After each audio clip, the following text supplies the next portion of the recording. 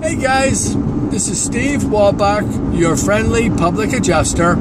We're doing another video. This is going to be a short one here. We're going to talk a little bit about when you've had a claim and the insurance adjuster comes out and you're given what's known an estimate. And that is what they base then how you're going to be paid on things for your damage. And that's provided that they don't deny you in the very beginning. So let's say we move beyond that. They didn't deny your claim. That's good. Now they're going to pay you something on it. I'm not going to go into all sorts of details, but on that estimate, what can be found on there? Well, obviously, the address where the property is, your name, of course, the name of the company, of course, the individual that actually did the estimate, who would be responsible if there were any further questions, his name and contact information, and usually an office that he works out of would be on that page. This is known as the estimate, the insurance estimate. Also, there's going to be something that would state what the peril was, what was the cause of damage.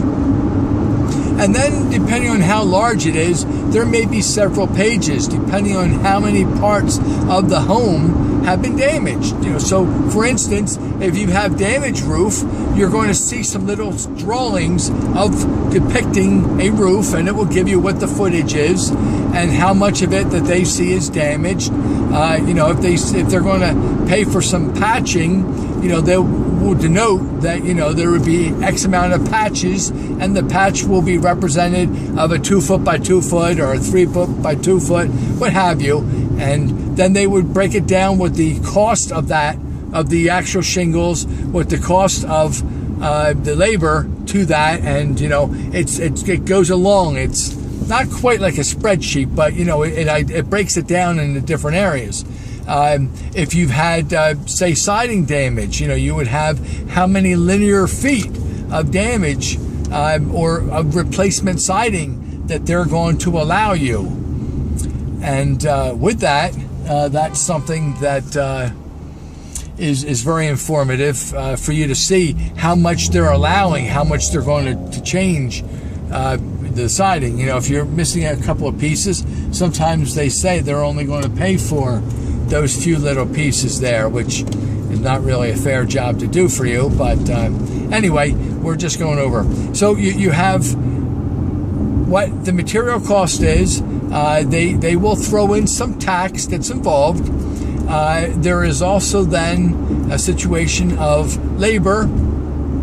If it's a really large job, they should be throwing in the use of a dumpster, and they will call it by how many yards. So many yards is the size of the dumpster. So if you're getting a new, if your whole roof would be bad, and they're allowing you to have the whole roof done, then you would have to have that. If you had 2 levels, that's something I should mention too. If you've already had 2 roofs on, then you would need to have all those ripped off and start from fresh to put a new one on. And of course, all that material that was on there needs to go someplace rather than just on your front lawn. So they would have a dumpster that would hold all that, and then that would be hauled away later.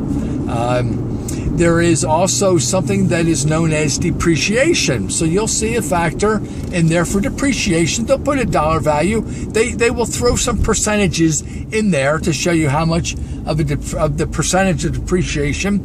Now, depreciation is something that, let's say, whatever it costs to purchase something new, whatever it costs today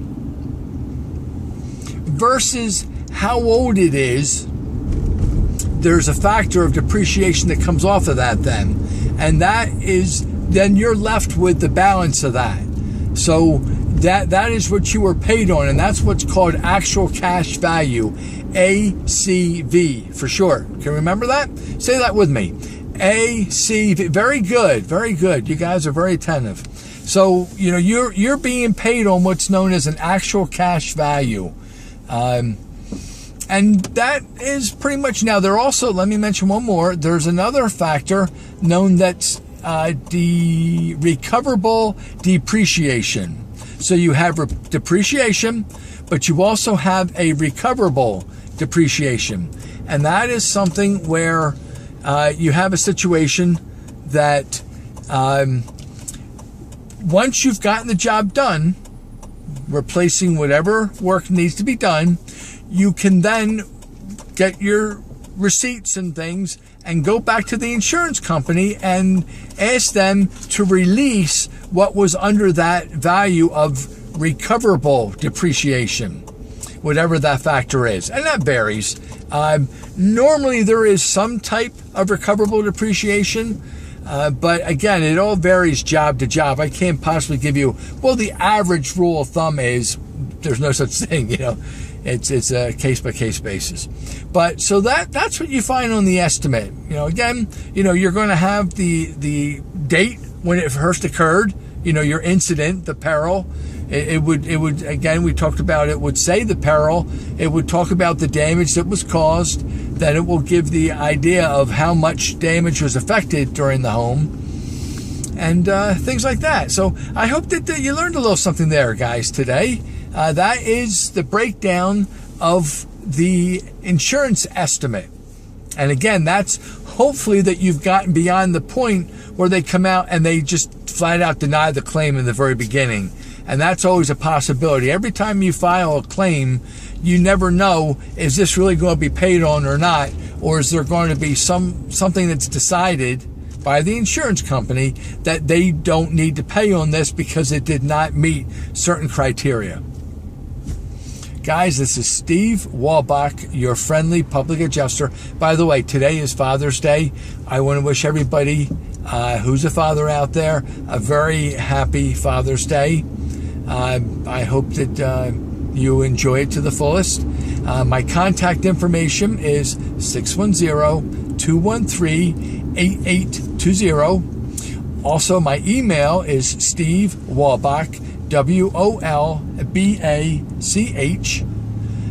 at the letter Y mail.com. Let's see what else. I do have a website. If you go to that, that would be www.stevewolbach.yourfriendlypublicadjuster.com. I know it's a really long domain, but it's kind of neat that that's what I am, right? So I was able to get that, and I hope to have that until the day that I don't do this anymore.